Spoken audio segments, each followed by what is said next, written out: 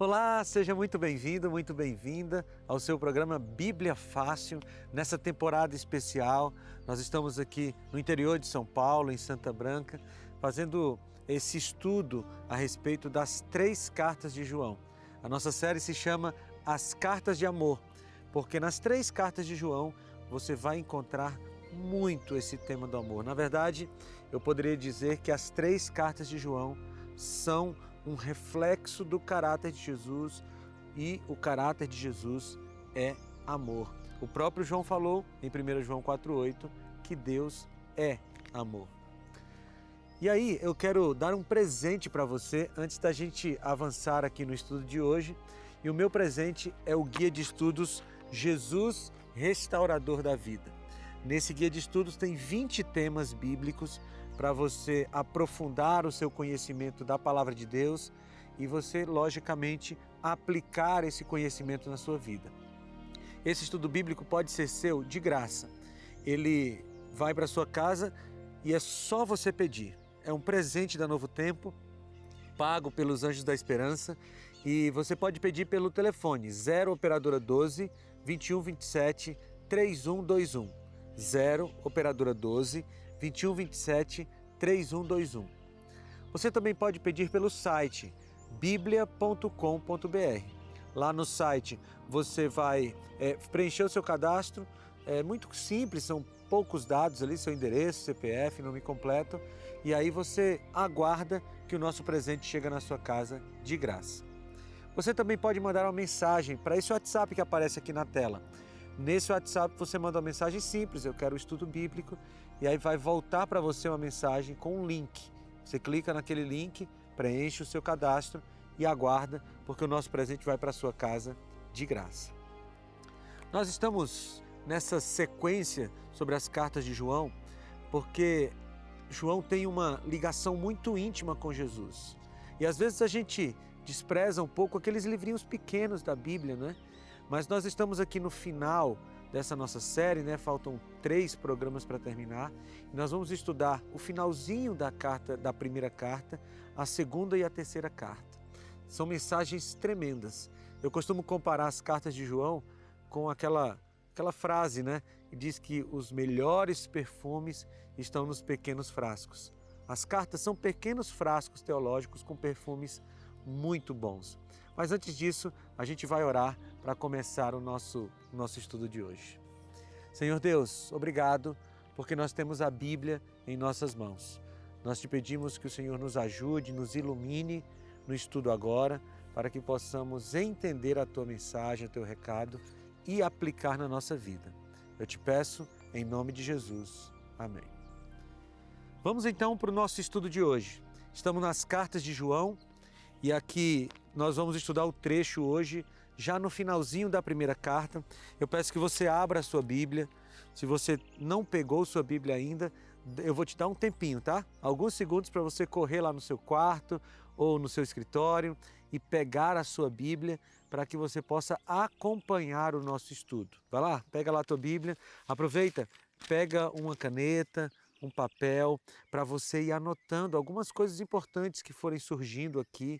Sempre que nós estamos estudando a Bíblia, a gente tem insights, né? Vem pensamentos à nossa mente. Deus fala conosco através do estudo da Bíblia, e a gente vai anotando as coisas, porque depois você abre ali o seu caderno de anotações e vai relembrando o que Deus falou com você, ou mesmo na sua Bíblia, né? Eu já te falei algumas vezes que eu gosto de anotar na minha Bíblia. Se você der uma olhadinha aqui, ela tem muitas anotações, porque eu gosto de ficar relendo, vendo as ideias que vieram quando eu estava estudando a Bíblia. É muito bom. O nosso trecho de estudo de hoje é 1 João, capítulo 5, do versículo 1 até o versículo 11. E nós vamos fazer assim, eu vou dividir em 2 partes, tá bom? Nós vamos ler inicialmente do versículo 1 até o versículo 5 e vamos ver qual é o recado de Deus para nós nesse trecho aqui, e depois a gente lê do versículo 6 até o versículo 11 para que a gente possa aprofundar o estudo. Vamos lá, pega a tua Bíblia, pega o teu marcador aí, tua caneta e vamos ler. Versículo 1, tá bom? Estou no primeiro livro, na primeira carta de João, no capítulo 5, no versículo 1. O texto diz assim: todo aquele que crê que Jesus é o Cristo é nascido de Deus, e todo aquele que ama o Pai ama também o que dele foi gerado. Assim sabemos que amamos os filhos de Deus, amando a Deus e obedecendo aos seus mandamentos. Porque nisto consiste o amor de Deus, ou amor a Deus, em obedecer aos seus mandamentos. E os seus mandamentos não são pesados. O que é nascido de Deus vence o mundo, e esta é a vitória que vence o mundo, a nossa fé. Aqui já tem muita coisa para a gente aprender, mas eu quero começar relembrando o motivo pelo qual João sempre fala aqui que é preciso crer que Jesus é nascido de Deus.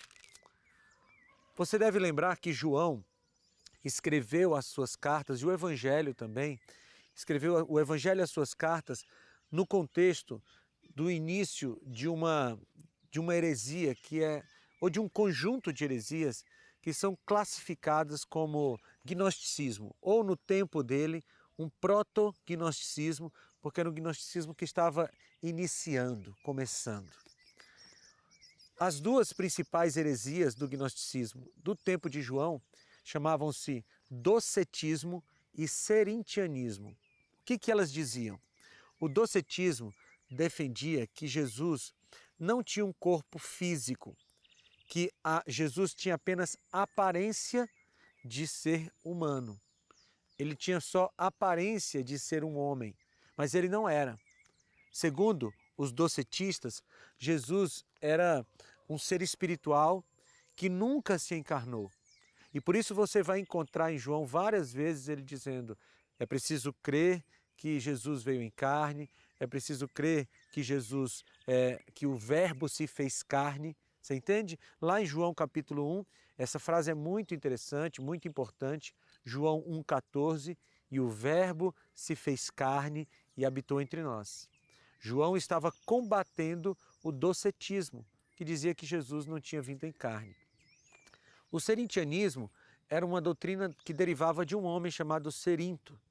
E ele foi contemporâneo ali de João, e ele dizia o seguinte, que Jesus era filho natural de José e Maria. Teria nascido da maneira convencional, não pelo Espírito Santo. E aí no batismo, Cristo teria entrado em Jesus, e um pouco antes da morte, Cristo teria saído de Jesus. Então é uma espécie de espiritismo antigo, não é? Porque ele dizia que o Espírito de Cristo teria entrado em Jesus.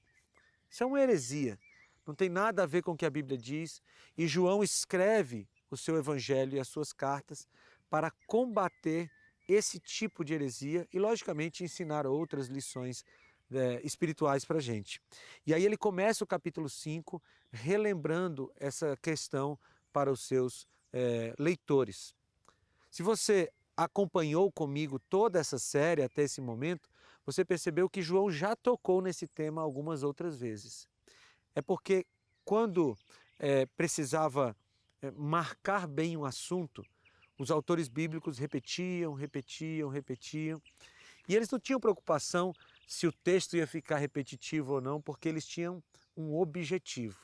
E o objetivo era deixar bem claro, no caso de João, deixar bem claro que Jesus era Deus encarnado, que o docetismo e o serintianismo não tinham razão, eram duas heresias que deveriam ser esquecidas, que deveriam ser combatidas.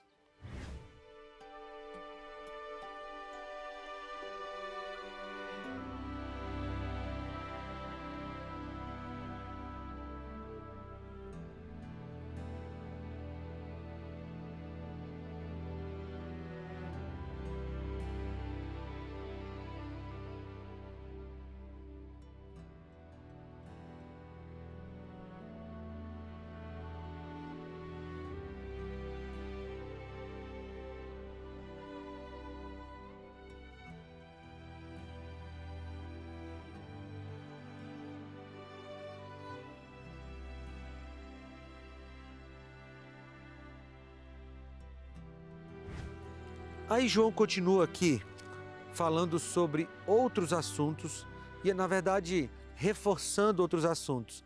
Porque depois que ele fala aqui que é preciso crer, ou que todo aquele que crê que Jesus é nascido de Deus e que foi gerado de Deus, ou todos deveriam crer nisso, ele fala no versículo 2, assim sabemos que amamos os filhos de Deus. Então, João, ele sempre fica nesse movimento de amar a Cristo e amar o próximo. Amar a Cristo e amar o próximo. Você já estudou isso comigo aqui algumas vezes. E novamente eu te digo, ele está repetindo porque ele quer enfatizar. E aí no versículo 2 ele diz, nós sabemos que amamos os filhos de Deus, amando a Deus e obedecendo aos seus mandamentos. Ou seja, quando a gente ama a Deus, o resultado natural é amor ao próximo. E tudo isso permeado pela guarda dos mandamentos. Tudo isso fundamentado na guarda dos mandamentos. Quando João fala dos mandamentos de Deus, ele está sendo bastante abrangente. Ele cita aqui nas suas cartas um dos mandamentos de Deus, que é amar o próximo como a ti mesmo. Mas esse mandamento, o próprio Jesus disse que é um resumo da segunda parte da lei. Quando perguntaram a Jesus qual seria o mandamento mais importante, ele disse amar a Deus sobre todas as coisas e ao próximo como a ti mesmo. Isso era um resumo da lei. Os 4 primeiros mandamentos podem ser resumidos em amar a Deus sobre todas as coisas. E os 6 últimos mandamentos podem ser resumidos como amar o próximo como a ti mesmo. É bonito ver isso na lei, não é? Porque o que João está falando aqui no versículo 2 e no 3 também é um resumo daquilo que é a lei de Deus. Eu gosto de pensar nessas estruturas que a Bíblia tem. E a estrutura dos 10 mandamentos, lá em Êxodo capítulo 20, ela é uma estrutura que marca bem como é que deve ser a vida do cristão. Os mandamentos começam em Deus e terminam no ser humano. Vou tentar ser mais claro. Os mandamentos começam falando do amor a Deus, mas imediatamente depois ele fala do amor ao ser humano. Vou te dar um exemplo. O mandamento, os 4 primeiros dizem amar a Deus sobre todas as coisas, não ter outros deuses diante do nosso Deus verdadeiro, não construir imagem de esculturas, não tomar o nome de Deus em vão e guardar o sábado como um sinal, como uma lembrança de que Deus é o nosso Criador. Ou seja, os 4 primeiros estão dizendo assim, Deus vem em primeiro lugar. Mas assim que acaba o 4º mandamento falando de Deus, Deus já emenda no 5º falando a respeito do amor ao próximo. E aí ele vem e diz, honra teu pai e tua mãe, não adultera, não minta, não diga falso testemunho. Ou seja, é assim, se você amou a Deus, aí você ama o próximo. E se você não consegue amar a Deus, você não vai conseguir amar o seu próximo. É o que João está dizendo aqui. Né? É por isso que a Bíblia está toda interligada. E para você entender um trecho da Bíblia, às vezes você tem que ir lá para o outro trecho da Bíblia. Para entender um trecho do Novo Testamento, você precisa ir lá no Antigo Testamento. Aliás, você vai ver muito isso quando João está escrevendo o Apocalipse, que foi escrito antes do seu Evangelho e das suas cartas. Porque para entender o Apocalipse, nós precisamos ir para o Antigo Testamento. E nós vamos vendo as figuras do Antigo Testamento ligadas ao Apocalipse e vamos entendendo o texto. É bonito isso, não é, na Bíblia? É por isso que a gente tem que estudar. A Bíblia não é um livro para ser lido. A Bíblia é um livro para ser estudado, com calma, com oração, ficando atento ao texto. Vamos continuar? Versículo 4. O que é nascido de Deus vence o mundo. E esta é a vitória que vence o mundo, a nossa fé. O mundo aqui, a palavra usada para mundo, ali no original, é a mesma que ele usou no trecho anterior da sua carta, quando ele diz, não ameis o mundo. O mundo aqui, cosmos em grego, é uma referência ao mundo caído. Então, por que a gente tem que vencer o mundo? A gente vence o mundo porque o mundo está caído. O mundo é do maligno, como a própria Bíblia diz. Se você olhar bem esse texto, você vai perceber que há uma responsabilidade nossa em vencer o mundo. Nós não podemos simplesmente nos render ao que o mundo fala. Não podemos simplesmente nos render ao que o mundo dita. Há uma vitória que deve ser nossa sobre o mundo. E aqui a Bíblia é muito equilibrada, porque lá nos Evangelhos a Bíblia diz que Cristo venceu o mundo. E aqui na carta a Bíblia diz que nós temos que vencer o mundo. E quando a gente junta esses dois textos, a gente entende o que está acontecendo. Nós, unidos a Cristo, venceremos o mundo. E é por isso que o texto diz que a vitória que vence o mundo é a nossa fé. E o que é fé? Fé é confiança em Jesus. Fé se desenvolve a partir do relacionamento com Jesus. A nossa fé vence o mundo, porque a nossa fé ela é baseada em Cristo Jesus, ancorada em Cristo Jesus. Continua a leitura comigo, volta aí para a tua Bíblia, porque no versículo 5 diz assim: quem é que vence o mundo? Somente aquele que crê que Jesus é o Filho de Deus. E aí João volta ao combate às heresias gnósticas. Mas aqui tem uma mensagem que não serve apenas para o gnosticismo, né? Aqui tem uma mensagem que diz que quando nós cremos em Jesus, nós vencemos o mundo. Por isso que a vitória que vence o mundo é a nossa fé. Muito bem, esse é o primeiro trecho aqui desse nosso tema de estudo de hoje. Agora vamos ler o segundo trecho, tá bom? A partir do versículo 6, diz assim: este é aquele que veio por meio da água e sangue, Jesus Cristo. Não somente por água, mas por água e sangue. E o Espírito é quem dá testemunho, porque o Espírito é a verdade. Há três que dão testemunho: o Espírito, a água e o sangue. Como é que a gente entende essa expressão aqui de João? Ele está dizendo que tem três coisas que dão testemunho a respeito de Jesus. O Espírito, ou três elementos aqui: o Espírito, a água e o sangue. Não é muito complicado.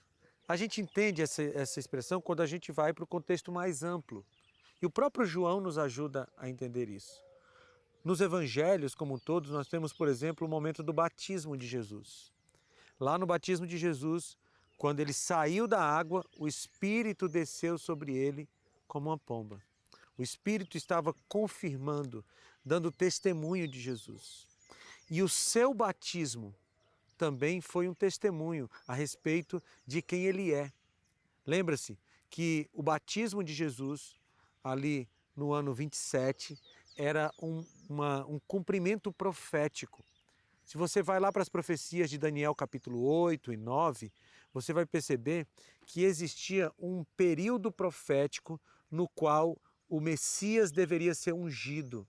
E esse período profético se cumpre lá no batismo de Jesus. A água deu testemunho de Jesus, deu testemunho de quem ele era.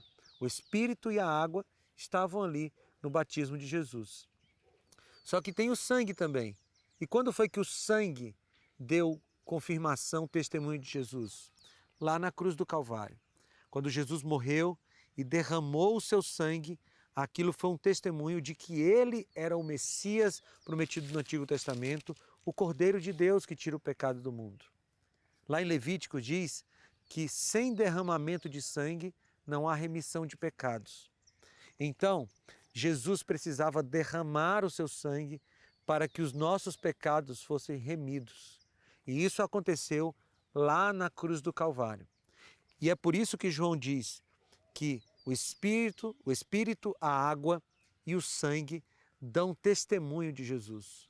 Quando nós vemos o batismo de Cristo, quando nós vemos a morte de Cristo, nós temos a certeza de que Ele é aquele Deus que o Antigo Testamento prometeu que viria para nos salvar.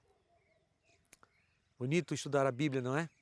Quando a gente pega todo o contexto da Bíblia, nós percebemos que não é difícil entendê-la. Nós podemos entendê-la com um pouco mais de atenção. Mas continua o texto, vamos para o versículo 9. Nós aceitamos o testemunho dos homens, mas o testemunho de Deus tem maior valor, pois é o testemunho de Deus que ele dá acerca do seu Filho. 10. Quem crê no Filho de Deus tem esse testemunho. Quem não crê em Deus o faz mentiroso, porque não crê no testemunho que Deus dá acerca do seu Filho. E este é o testemunho. Ou seja, João está dizendo, se você crê no testemunho que Deus dá, você está indo no bom caminho. Você está tomando a melhor decisão, porque o testemunho que Deus dá é verdadeiro. Quando você não crê no testemunho que Deus dá, você está fazendo de Deus um mentiroso. Lógico, esse problema é de quem não crê, não de Deus, porque Deus sempre trabalha com a verdade. Agora, João vai dizer qual é o testemunho. E ele diz, e este é o testemunho, Deus nos deu a vida eterna, e essa vida está em seu Filho.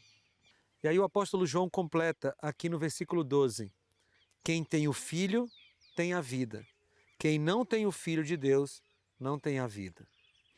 A gente precisa entender esse texto dentro do seu contexto lá. João estava escrevendo primariamente para aquelas pessoas, para aqueles cristãos do primeiro século, que estavam recebendo esse ataque doutrinário do docetismo, do serentianismo, do gnosticismo como um todo.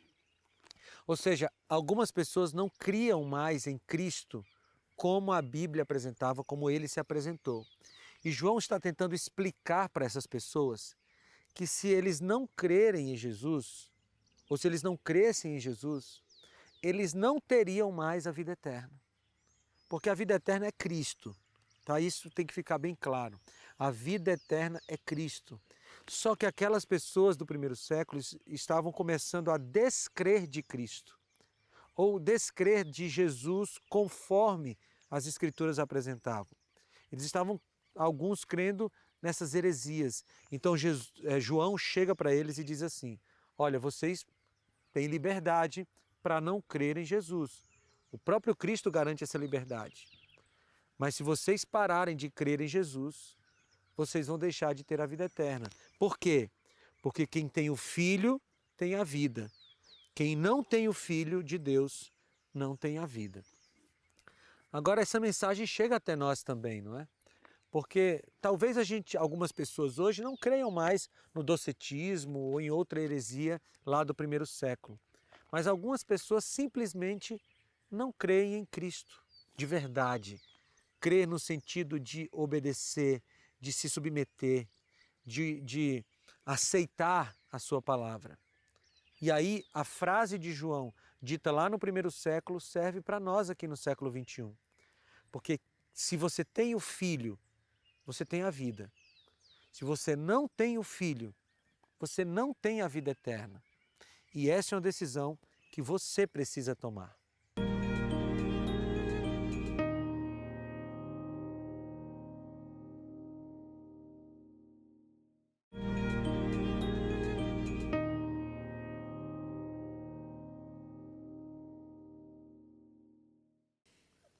João disse que Jesus é a vida eterna.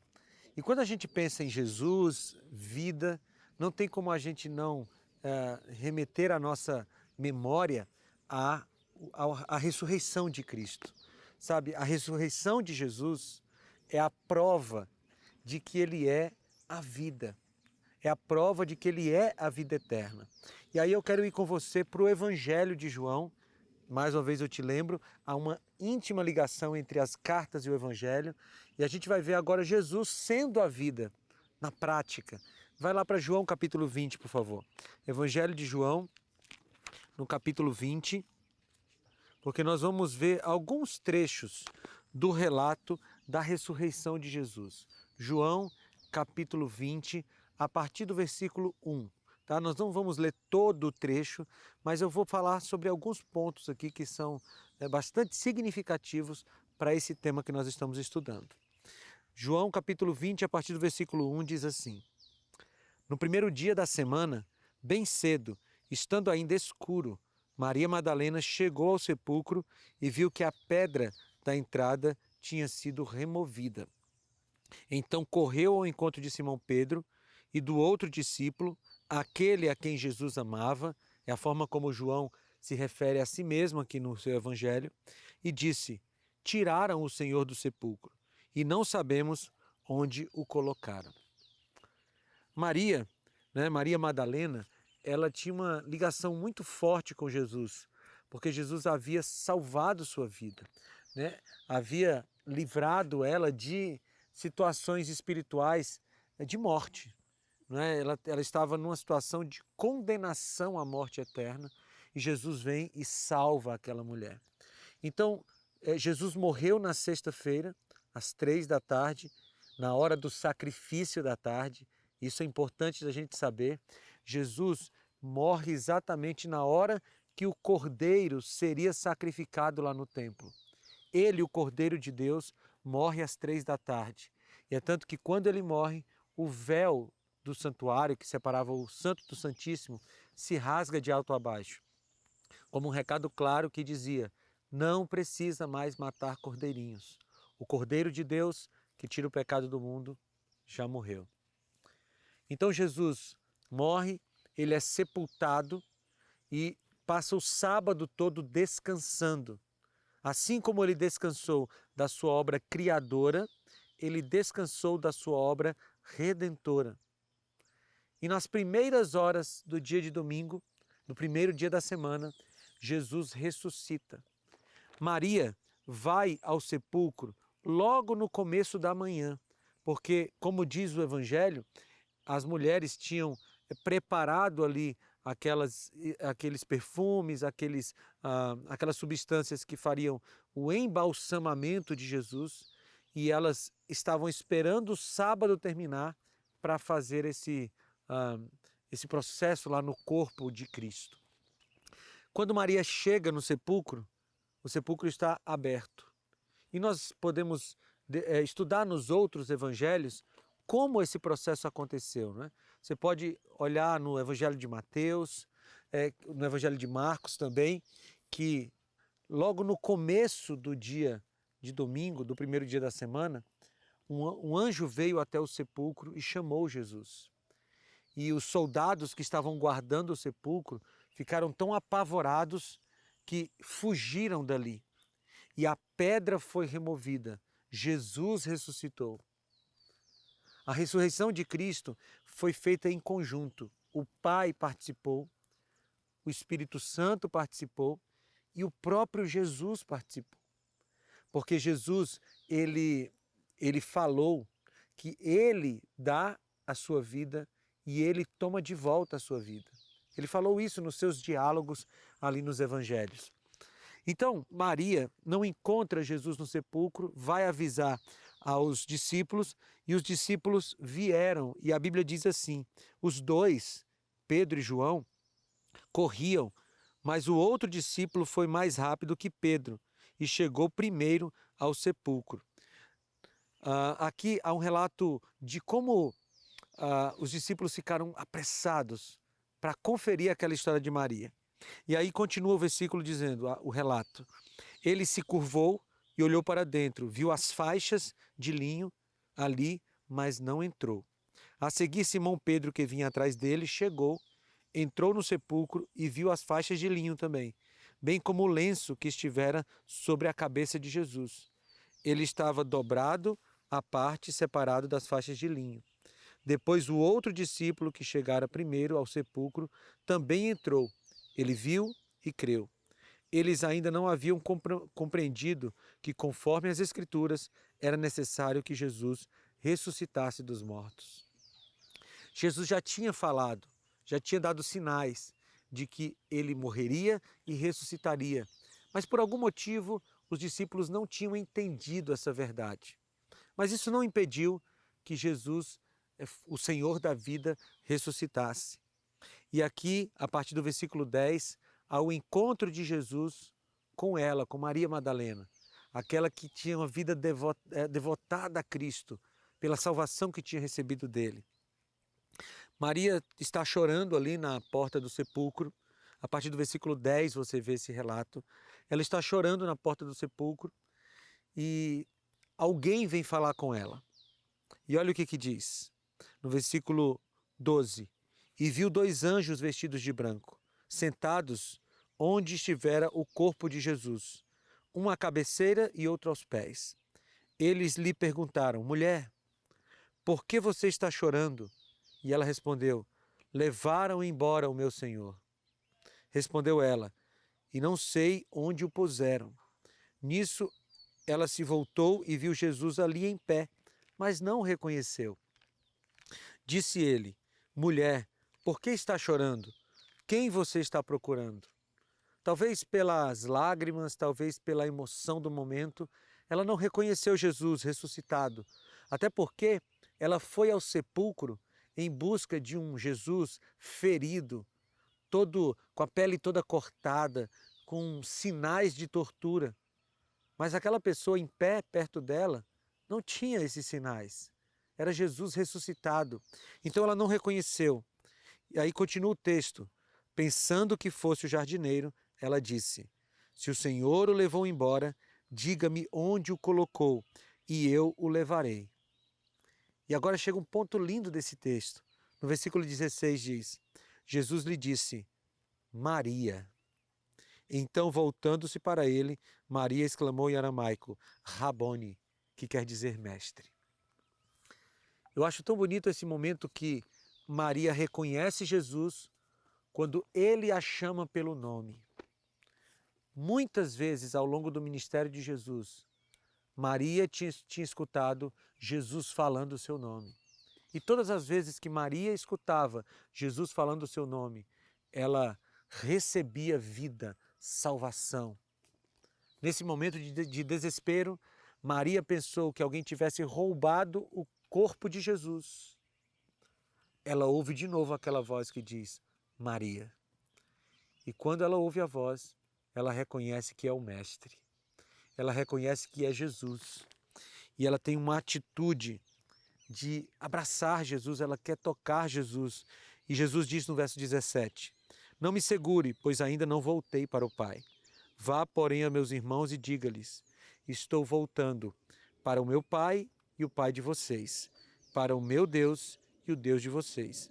Maria Madalena foi e anunciou aos discípulos: eu vi o Senhor, e contou o que ele lhe dissera. Você percebe todo o poder envolvido aqui na ressurreição de Cristo? Como ele era o Senhor da vida, como ele era e é aquele que é a vida eterna. Você não pode esquecer que João classifica Jesus na sua carta como vida eterna. E ele diz: aquele que é a vida. Ora, se Jesus é a vida, a morte não poderia vencê-lo. E aí você vê aqui no relato que nós estamos lendo em João, e existem outros relatos nos outros evangelhos a respeito da ressurreição de Jesus, e são relatos maravilhosos, relatos cheios de detalhes poderosos. Você percebe aqui que a ressurreição de Jesus impactou Maria, a ressurreição de Jesus impactou os discípulos, e a ressurreição de Jesus fez inclusive com que Tomé passasse de incrédulo a crédulo. Porque você vai perceber aqui a partir do versículo 24 que Tomé, ele não estava crendo que Jesus ressuscitou. Ele ouviu dos discípulos a respeito da ressurreição de Cristo e mesmo assim ele não creu. Então Jesus teve misericórdia dele e foi até ele. Aqui no versículo 27 diz: e Jesus disse a Tomé: coloque o seu dedo aqui, veja as minhas mãos, estenda a mão e toque e coloque-a no meu lado. Pare de duvidar e creia. Jesus, embora estivesse glorificado, ele tinha as marcas da cruz, que estarão com ele durante toda a eternidade como uma lembrança do seu amor por toda a humanidade. E aí depois desse encontro com Jesus ressuscitado, no versículo 28 diz: disse-lhe Tomé, Senhor meu e Deus meu. Tomé reconheceu a Jesus como Deus e Senhor. A ressurreição de Cristo foi a grande demonstração, ou o auge da demonstração na terra do seu poder. Na cruz, Jesus nos salvou. Na ressurreição, Jesus confirmou o seu senhorio sobre a vida. Na cruz, a morte aparentemente venceu Jesus. Na ressurreição, ele demonstrou que a morte nunca teria poder sobre o Senhor da vida. Foi a ressurreição de Cristo que deu poder à igreja primitiva. Você vê que os discípulos, até a morte de Jesus, durante o período em que Jesus esteve na sepultura, eles estavam escondidos, com medo. Mas quando eles veem o Cristo ressuscitado, eles ganham intrepidez, coragem para avançar na obra. Antes da ressurreição de Cristo, os discípulos estavam escondidos numa casa. Depois da ressurreição de Cristo, os discípulos tinham coragem para pregar, inclusive, sob risco de morte. A ressurreição de Jesus deu ânimo e poder para a igreja primitiva, para o cristianismo ali do primeiro século, avançar, mesmo em meio a perigos. Foi a ressurreição de Cristo que fez com que Paulo tivesse aquela conversão maravilhosa. Porque Paulo encontrou com o Cristo ressuscitado na estrada para Damasco. E aquele encontro com o Cristo ressuscitado foi que fez com que Paulo mudasse a vida e passasse de um perseguidor da igreja para ser um pregador da igreja. A ressurreição de Cristo é a grande prova de que Ele é a vida. E mais do que isso, é a grande prova de que Ele pode comunicar vida. Eu já te falei aqui em episódios anteriores que existem atributos de Deus que são comunicáveis e atributos de Deus que não são comunicáveis. A vida é um dos atributos comunicáveis de Deus, porque Ele é a vida e Ele comunica vida para nós. Não só vida nesse momento aqui, também agora. A vida que você tem nesse momento é dada por Deus, mesmo que você não creia nele. É Ele quem te dá a vida. Mas especialmente a vida eterna. Jesus nos comunica a vida eterna e Ele quer nos comunicar essa vida para que a gente viva para sempre com Ele.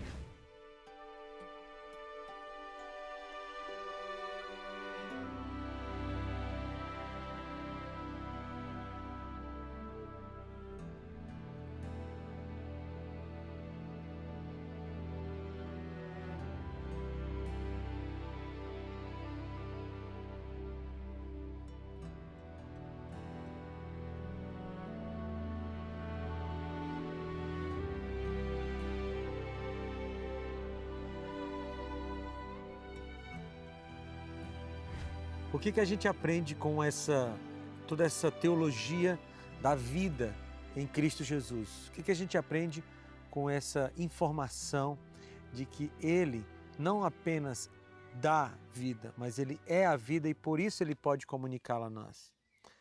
Nós aprendemos que nós não podemos ter vida em abundância sem Ele, porque foi o próprio Jesus que falou no Evangelho, né? Eu vim para que vocês tenham vida e a tenham em abundância.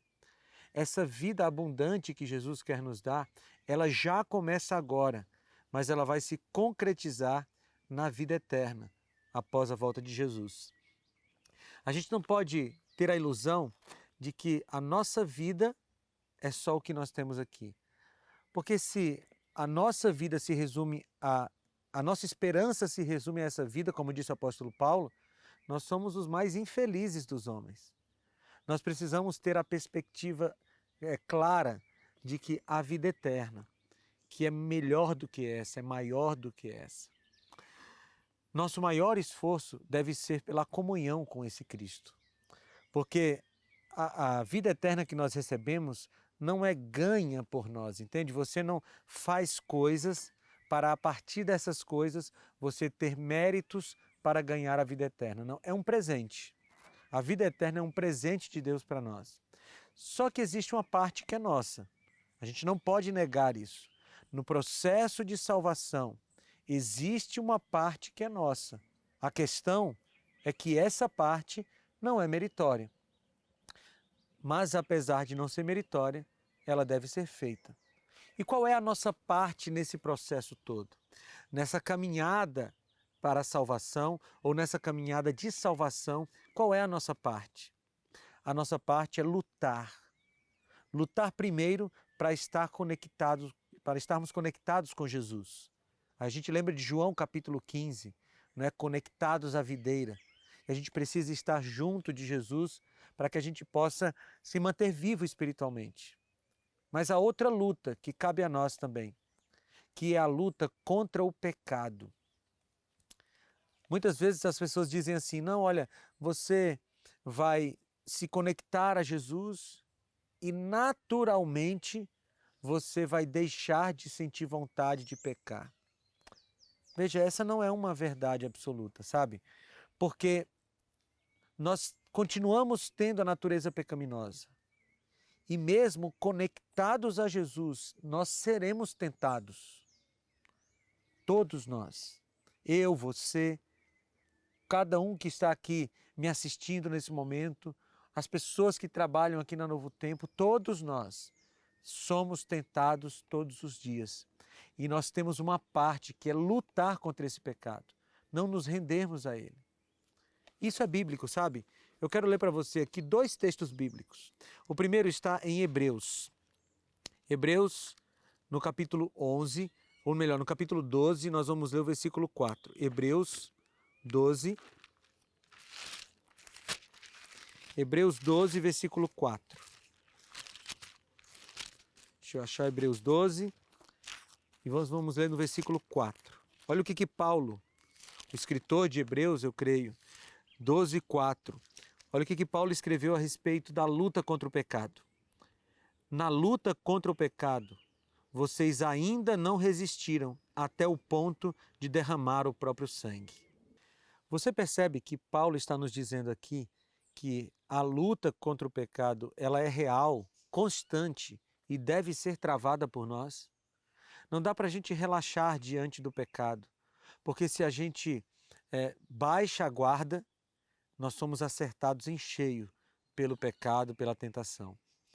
Aqui em Hebreus capítulo 12, versículo 4, Paulo nos diz que a nossa luta contra o pecado deve ser tão forte, tão intensa, que ela deve ir até derramar o próprio sangue. Essa é uma figura que Paulo usa para dizer assim, não pare de lutar, mesmo que esteja difícil, mesmo que você esteja sangrando, mesmo que esteja doendo em você.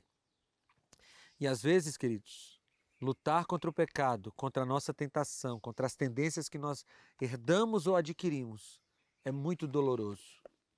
Eu não estou dizendo que vai ser fácil você renunciar às suas tendências pecaminosas, renunciar àquilo que você gosta, renunciar àquilo que atrai você, mas que é pecaminoso. Mas embora não seja fácil, é nossa parte lutar contra isso. Deus não fará isso por nós. Eu vou repetir isso.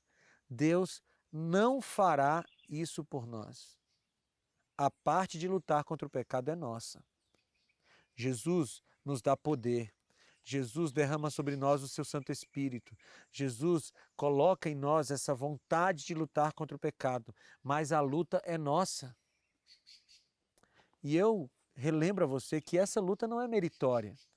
Nós não recebemos méritos porque estamos lutando contra o pecado até o sangue. Mas embora não recebamos méritos por isso, nós precisamos continuar lutando. O apóstolo Paulo fala sobre isso em outro trecho dos seus escritos. Agora vai comigo para 1 aos Coríntios. Primeira carta de Paulo aos Coríntios, no capítulo 9, no versículo 27. 1 aos Coríntios, capítulo 9, versículo 27. Diz assim: mas esmurro o meu corpo e faço dele meu escravo, para que depois de ter pregado aos outros, eu mesmo não venha a ser reprovado.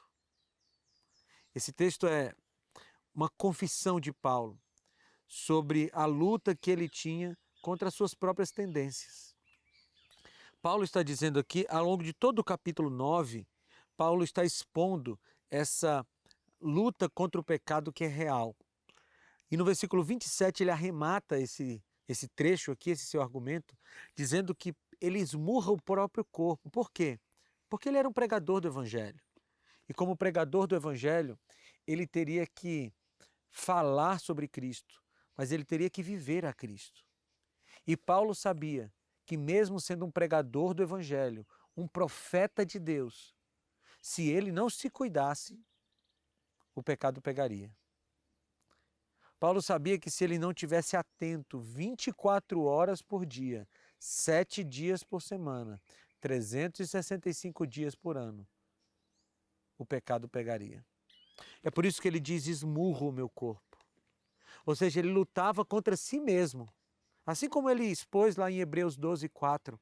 Lá ele diz, lutar até o sangue, até derramar o sangue. Aqui ele diz, esmurro o meu corpo.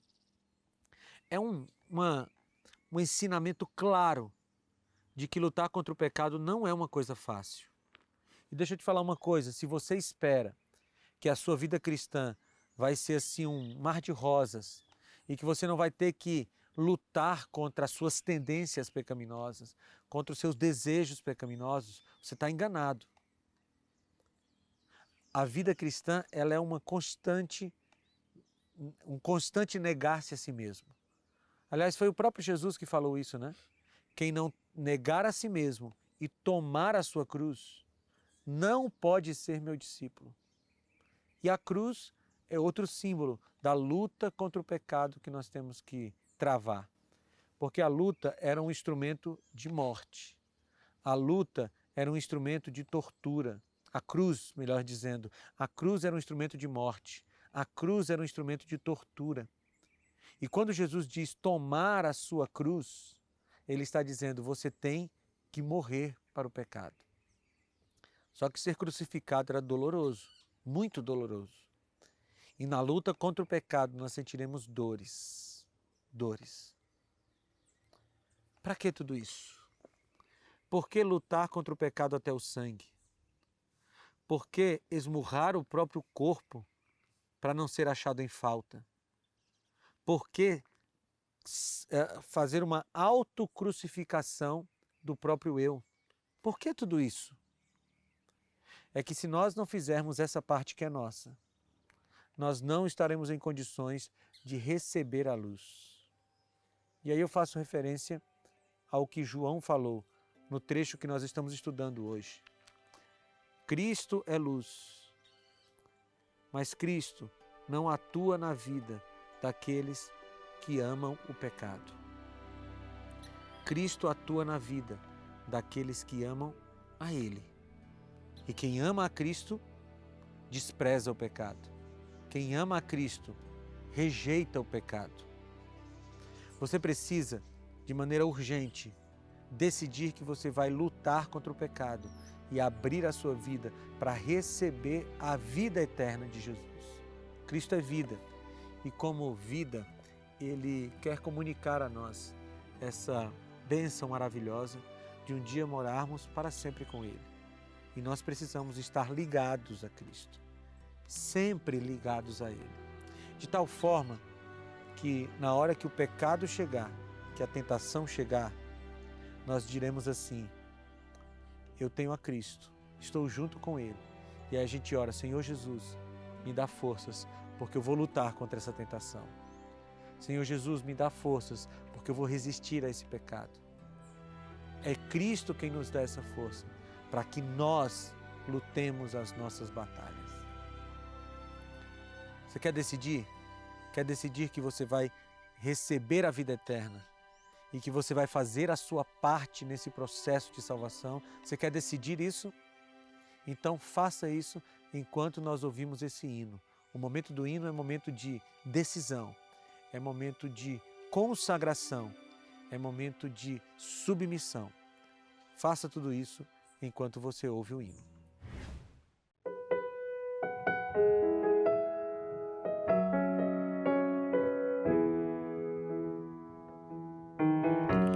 Fé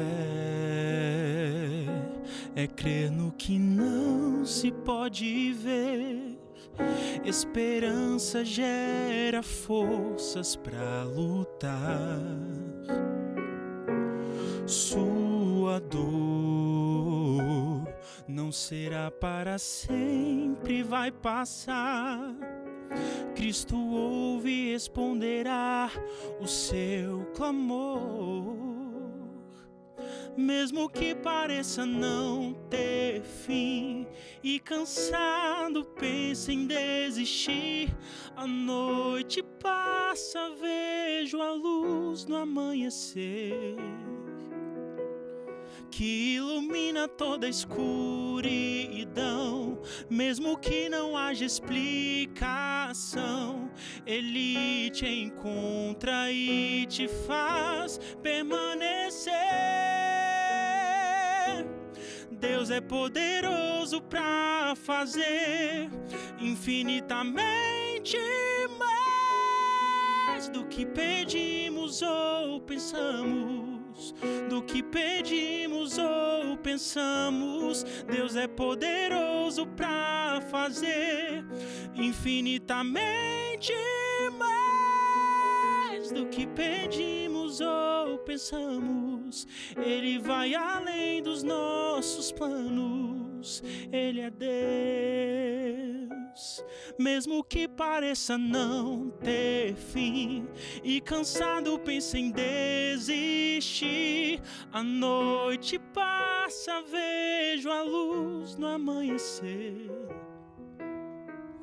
que ilumina toda a escuridão.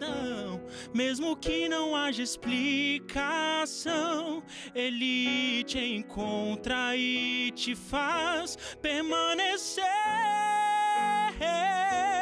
Deus é poderoso pra fazer infinitamente mais do que pedimos ou pensamos. Do que pedimos ou pensamos, Deus é poderoso pra fazer infinitamente mais do que pedimos ou pensamos. Ele vai além dos nossos planos, Ele é Deus.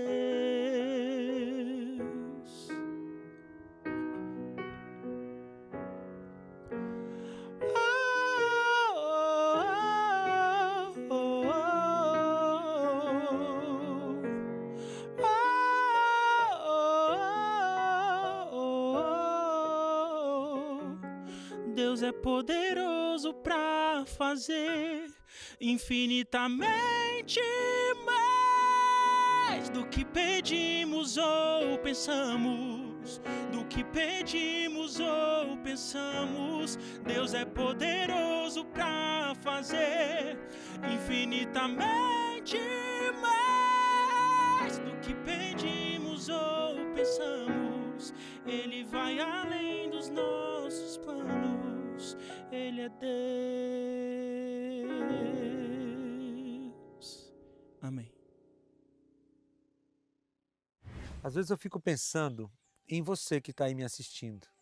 Enquanto você me escuta tudo isso, enquanto você escuta eu falar tudo isso, talvez você esteja dizendo assim, mas pastor, na teoria tudo isso é muito fácil. Você está falando aí de lutar contra o pecado, de resistir ao pecado, e na teoria tudo isso é muito fácil. Veja, eu não estou falando de teoria, eu estou falando de prática, eu estou falando de exemplos vivos, porque a Bíblia é palavra viva de Deus.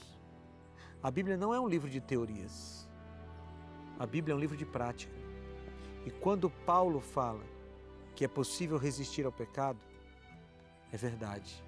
Quando Tiago fala lá no capítulo 4, versículo 7, que nós podemos resistir ao diabo, é verdade. Quando Paulo fala que é preciso esmurrar o corpo, mas esse tipo de atitude de resignação funciona contra o pecado, é porque é verdade. Não tem teoria aqui, só tem prática. E a prática é que, se você quiser, Jesus pode atribuir a você a vida que é dele. e te fazer resistir contra todo o mal.